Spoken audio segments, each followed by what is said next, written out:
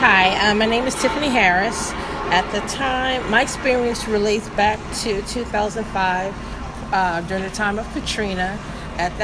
During that time, I was living in Atlanta, Georgia. And in fact, I was at work.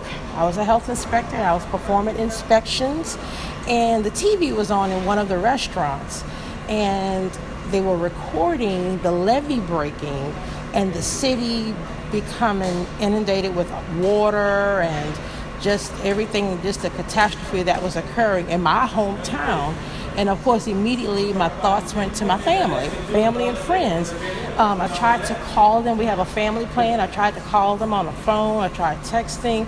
And because of what was going on, the towers, I guess, weren't working, too many calls, whatever. So I wasn't able to get in contact with family or friends.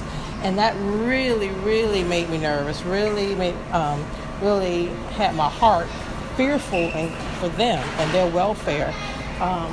So it took almost till that night before I was able to make contact with my parents, especially, and my son, because he was in New Orleans with my family. And they tried to relocate to Baton Rouge. From what they told me, it took them almost 12 hours to evacuate the city and get to Baton Rouge. Exactly. So we were able to make contacts. At least I knew they were well. And of course, we tried to go through the checklist and check on other family members and friends, which took a while as well. We were able to I was eventually able to make contact with everybody. And then from there, we made arrangements for my parents to drive to Atlanta. Now, on their travel, I've tried to constantly, stay in contact, make sure they were well, make sure they had enough cash on them. But it was just really a long process for them to leave Baton Rouge and get to Atlanta. I want to say it took over a day.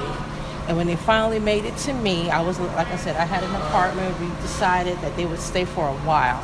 In fact, they were going to relocate at first and got a bigger place to accommodate everyone in the household.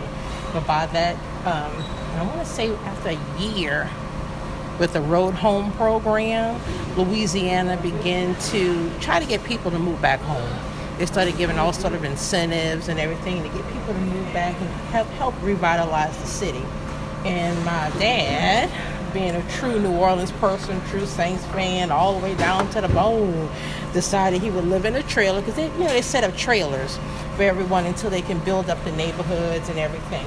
And my dad decided, and my son decided to move back to New Orleans, live in a trailer, and work on restoring our home, our family home. And that took about a year. But in the meantime, my mom stayed in Georgia with me. And by the time we completed, getting the house back together, making it livable, and pretty much at the neighborhood, some of the older residents from the neighborhood moved back. That's when my mom made the move back to Georgia. So, I'm kind of summing things up, but that was the gist of it. But I say, just watching that on TV unfold, and I'm like, oh my gosh, that's my hometown. Oh my gosh, I know the place. And the Ninth Ward was really hit hard, and that's where my home was, my family home was. So that really, really wrenched my heart. And that really, until I was able to, make contact with my parents, make contact with my son, make contact with family members for a while, it was really, really scary. So, but that's my story there. But it all worked out. My parents moved back, home was restored. And everybody, for the most part, did pretty well. So recovery was good. So that's a blessing.